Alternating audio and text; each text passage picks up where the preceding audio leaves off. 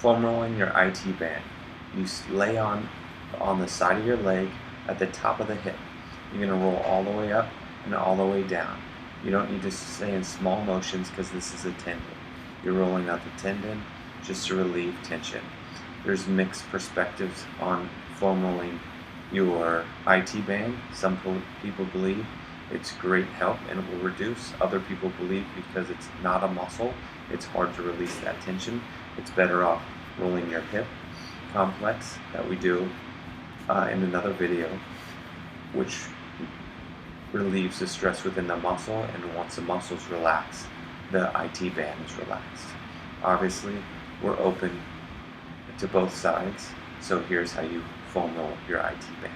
Switch to both sides, rolling all the way up and down on the side of your leg, which is your IT band.